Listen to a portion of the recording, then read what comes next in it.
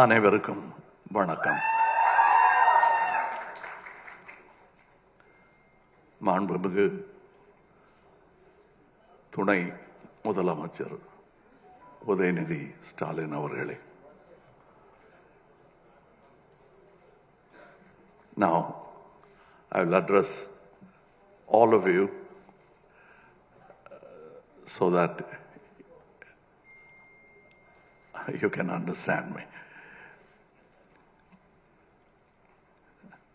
Mr. Kevin Vaz, CEO, Entertainment Business, GeoStar.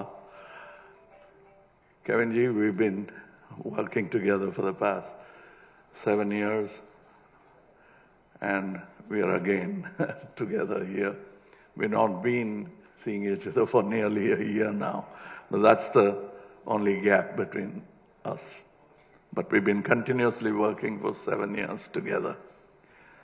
So I'm aware of the value this stage carries, how august this stage is. I am privileged to be in this MEBC meeting once again. I've been an ardent fan. I've been there, I've been here. They even gave me a chair to sit on. But I have been an ardent fan of cinema to begin with, and anything that empowers cinema, I automatically become a fan of. And that's why I'm part of FICCI. There's one more very important reason why I'm part of FICCI. FICCI was started by Barrister Mohandas Karamchand Gandhi ji. He had the vision nearly 100 years before to facilitate the path India would take in any business. And we walked that path, and here we are today on this dais talking of another inflicting point.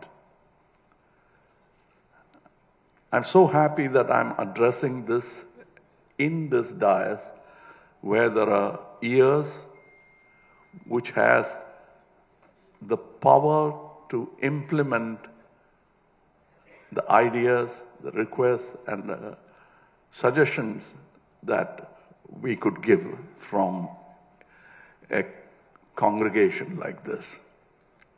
Storytelling has been part of human history. We love telling stories. And you can see that from the time we had no tools at all, like the caves, and to now where we have tools and we are imagining further tools coming up ahead. Today, we are at a very important inflection point. It is almost similar to the time when movies started talking. Now, with AI coming in, there is a possibility that this art medium will be highly democratized. And I'm looking forward to that. And there's been proof that the newer technology need not bring ruin to the existing industry. There was trepidation when OTT platforms came in. I was probably the earliest to recognize the potential of that platform, and it took some convincing, but now we all stand as a team convinced that we have found another revenue model for this industry. Likewise, there's going to be another shift, a paradigm shift. With the OTT, the audience have clearly indicated their preference. They are language agnostic. And they don't look at parochial borders anymore. The only thing they are concerned about is the price sensitivity. That's all they're worried about, but even the platforms don't deter them from enjoying the entertainment. We were ahead of even sports, maybe 50 years back, but we were complacent and sports took over. Now, it's time that we also reach our potential. We need not compete, but we can collaborate. The economic and cultural impact that movies can create is very important. I would have said the same thing even if I'd been a scholar outside of this industry. What we know of America from India is not only through inside the murals of universities and colleges. Extramural education comes from cinema. And what all we know about America, the valor, the fashion, everything comes from Hollywood cinemas. Hollywood cinema has been an ambassador for the US Army, soft drinks, F&B, whatever it is, they have been the ambassadors. Likewise, Indian cinema can become the true ambassadors of Indian culture. People, and for which we'll have to redo what our forefathers did in a miniature fashion into one industry called cinema industry. We knit the country together. We were princely states and we made it into a democracy. And likewise, the time has come when we have to integrate the country together and not just look at parochial borders, but the total economic growth of this film industry. I now have started seeing the Indian film industry as my film industry. I belong to it.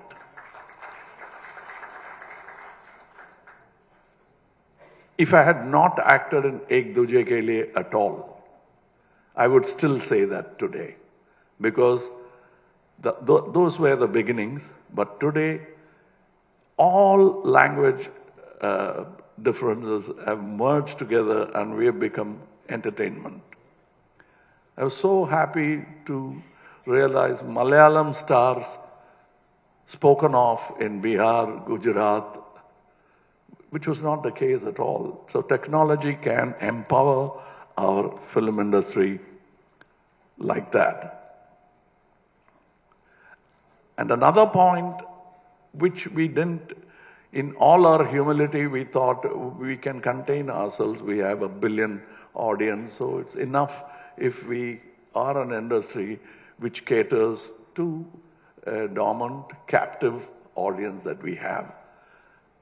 Yes, but we can go further. We can copy the Americans. Why? We can even copy our Korean brothers who have taken it upon themselves. The government has taken it upon themselves to create their Korean cinema as the ambassadors for Korea itself. And we want to become that for India. And for which the government, all governments, state and center, should facilitate this industry to make India stronger. And we can learn from global examples. Before McDonald's or Coke came into India, it came in as moving images. So that was the first billboard for those products. We can similarly sell our cars, our sports, our stars, our culture everything, because it is a very interesting, thousands of year old culture which the world will lap up in their thirst for knowledge. And it's not just Googling, it'll be immersing oneself into this, and we can do it. That's where storytelling comes. We need a long-term vision for Indian cinema, for which the government, both the state and the center, will have to come up with regulations to not contain emerging technologies, but include emerging technologies without it impeding the existing market. The existing market will automatically grow, learn, and educate itself. And one chagrin that I've been constantly voicing for 25 years has been that our industry, which includes me also, we have forgotten to invest in research and development. It happens on a highly technicalized part of the industry, but there are other industries which are not about machines. And the Pune Film Institute and many other film institutes which have risen in the past few decades, they only supply the top 12 or 14 echelons in a filmmaking community. I have been requesting my industry, the consecutive governments, to create ITI for workers in cinema. Because the top 12, that includes the movie stars, the star directors, star DOPs, all of them, they'll amount to about 12 or 14 members. The rest of the 200 you see on the set are skilled technicians with not many places to learn from. So we must create that facility. Skill development is the true independence movement for cinema. If we really have to move forward, it is like the independence movement for the country. For cinema, educating ourselves would give us more independence. And we should also research about what are the preferences of the audience and make minor adjustments that will help the economy of the film industry. And focus on talent development. People always say, where did you learn from? You're doing well, so where did you learn from? I did.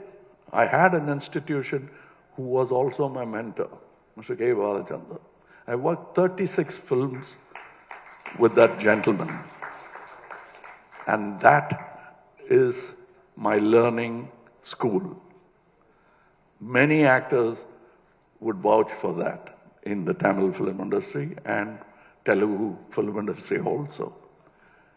We're not talking about just stars. We're talking about talented actors. And now we have people like Mr. Ilayaraja, Mr. Rahman. They're all imparting now. And that should happen in all sectors of the film industry. That is my request, first as a film buff and then as a working technician and artist in the film industry. And I'm very sure we need not get scared like we were worried about OTT. We need not get worried about artificial intelligence. And we will try to include it and to safeguard our rights. We'll request the government to make not only copyright but other regulations which will facilitate the existing and the forthcoming technologies. Now there is another selfish moment that I am using the stage for, because our Deputy CM is here. I think this government has been very kindly lending its ears to suggestions. And if they are good, they've been quick to snatch it up and implement it. So once again, with that precedent, I embolden myself to put a request in front of you on behalf of my brethren.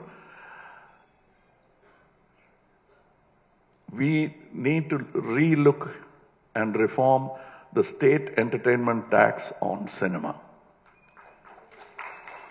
I don't have to go into the nitty-gritties of how many percent, you know it. You're part of that also.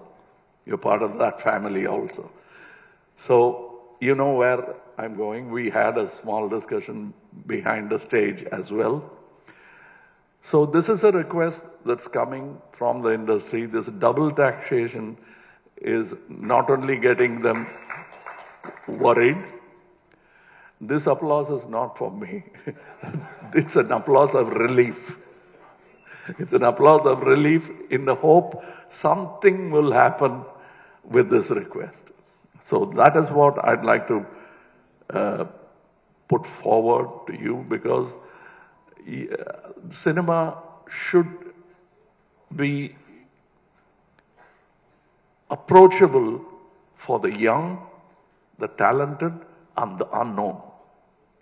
The unknown faces should be bold enough to come into it, and doors should be open for them, for which economics is the only impediment that's stopping from smaller filmmakers.